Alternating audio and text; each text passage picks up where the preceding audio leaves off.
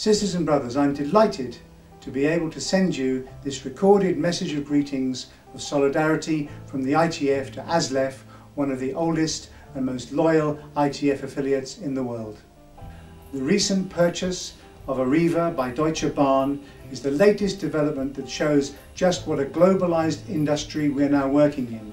In fact, we're about to see a major part of the UK rail industry returning to state ownership. It's the German state, not the British one. Britain was one of the first countries to be confronted with rail franchises, and whatever we may have thought of the principle, this union was able to secure some very impressive agreements for its members with the new franchise operators. But this situation has also brought with it new challenges. You are now faced with multiple owners, different salary scales and wide variations of employment conditions for drivers who are doing the same job. And now we see multinational companies becoming more and more involved. Defending ASLEF members is not going to get any easier. As ownership crosses borders and as trains and workers cross borders too, rail unions will need to bargain internationally.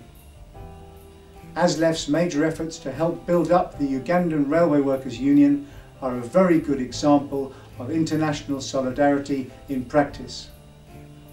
There will be further opportunities to support and learn from each other, I hope, at the ITF Congress later this year in Mexico City, and I look forward to welcoming a strong ASLEF delegation there. The Congress theme, Strong Unions, Sustainable Transport, is very, very relevant to the rail industry. Throughout the world, investment in railways is increasing, including major new investment in high-speed passenger rail. It is essential to promote high-quality public transport, especially at a time when public spending is coming under massive pressure. Liberalisation is the biggest threat to our railways today. Some may gain benefits in the short term, but we must make sure that we can secure decent jobs for the next generation. And that's why we must all concentrate more and more on organising young workers who are entering the industry, and it's also why we have to change our way of working to take account of the increasing numbers of women who are seeking a future with rail.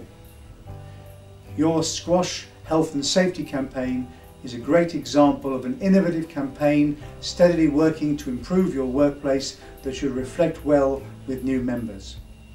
It also reflects the positive improvements which new technology is capable of delivering once employers and designers are confronted with the reality of union demands. For so many of our transport colleagues in other parts of the world, independent political and democratic decision-making is denied, often with imprisonment or even death to those that dare challenge it. Mansour Osanloo, the president of the ITF-affiliated Tehran Bus Workers Union, is still in jail in Iran for daring to organise a real trade union.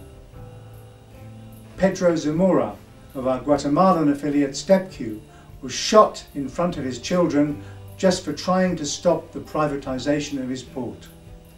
Union organising in the UK, colleagues, may be difficult, but in other parts of the world it can be fatal. So your annual Assembly of Delegates to determine policy is a special process in the industrial and political life of your union. Such democracy is a precious prize in our structures and needs to be nurtured as well as defended. So I wish you all the very best in your deliberations. Enjoy the debate, argue the position, but at the end, stay united globally. Thank you very much.